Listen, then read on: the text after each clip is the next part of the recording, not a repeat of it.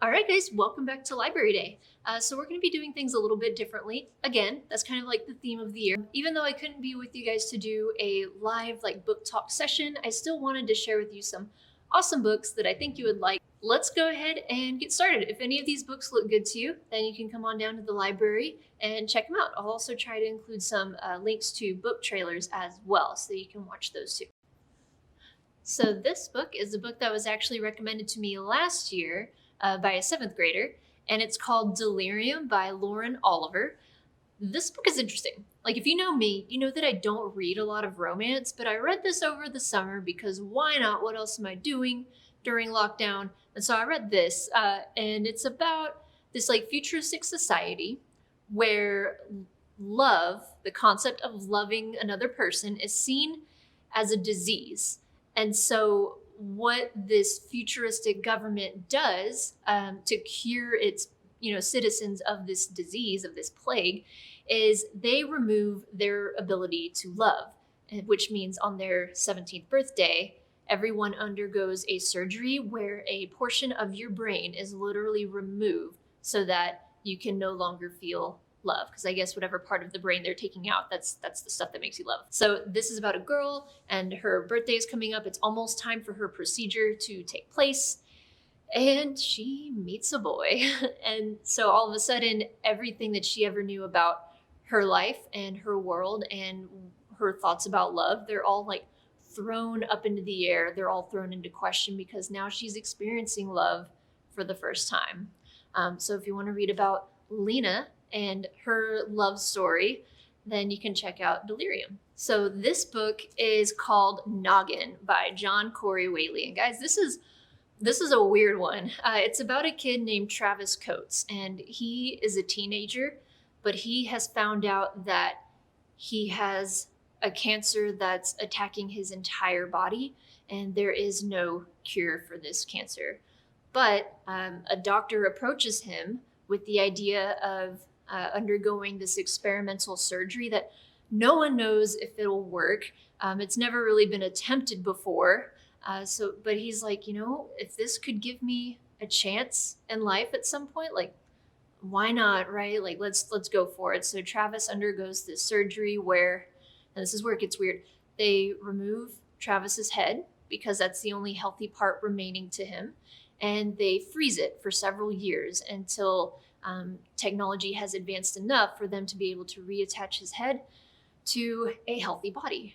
And so Travis dies when he's 16, and then he wakes up 5 or 6 years later, not that much longer, not that much further in time, just enough time for kind of everyone to move on from his death. And then he wakes up, and all of a sudden, his friends are completely different people. His ex-girlfriend is a completely different person, engaged to some other guy, and he's waking up like he was just, taking a nap. So within a matter of moments to Travis, his whole world has suddenly changed. And it's about him readjusting to life in this new form. He's also kind of a celebrity because he's one of the first people to survive this surgical treatment. And it's kind of an emotional roller coaster as well, because you get to see how he responds to all of the changes that have happened with his family and his friends and his girlfriend. So this is full of drama. It's a little bit more of a mature book, so be warned, I guess. But yeah, it's called Noggin. It's a really cool story.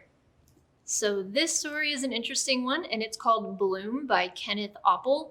He writes a lot of weird kind of twisted horror books, and it's about this event that happens where there's this big downpouring of rain, and everyone's like, man, that sure was a bad thunderstorm we had. But it ends up being a lot more than just rain that came down that day, because eventually these big black plants and vines start shooting up out of the ground and attacking people, and they throw off this toxic pollen that is deadly. But we've got these 3 kids living on a remote island who somehow they seem immune to the effect of this toxin and to the effect that these plants are having on other people. So they're like, why us? What's our connection? why are we special? So this is definitely a dark, twisted horror survival story. If you're in the mood for something like that, you might want to check out Bloom. So this book is one that's kind of been in the making for, I think, almost a decade now, maybe even over a decade. This author's been writing this book, and it's called Midnight Sun. This is a Twilight book, but it's not a sequel and it's not a spin-off. It is the first Twilight book, but written from Edward's point of view. So if you've never read Twilight before, you can start with this, and that'd be kind of a fun way to start the series. It's about this girl named Bella who moves to a small town in Washington, and she meets this boy there named Edward Cullen, and it turns out that he is a vampire, and it's just their romance. But in this book, like, Twilight is all about Bella and what she's going through and like her point of view and stuff. But this is very interesting because it's told from Edward's point of view, like from the point of view of a vampire. So you get a lot more of his backstory and like how he's feeling when he meets Bella and like what he's going through, because he knows that it's very dangerous to be with a human and to fall in love with a human after everything that he's experienced in his hundreds of years being alive. He knows how bad this can really be for a relationship. But anyway, that's Midnight Sun.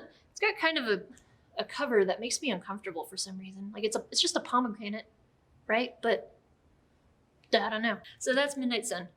If you're a fan of Twilight already, you will love this. If you've never tried Twilight before, maybe start here. Get a little bit of a different experience from everyone else who's already read Twilight. All right, thank you guys so much for watching these book talks. If any of these sound good to you, feel free to hop down to the library whenever you get a chance and you can check them out. And if we don't have them, you can always put them on hold or check in Sora. All right, guys, until next time, I'll see you later. Bye.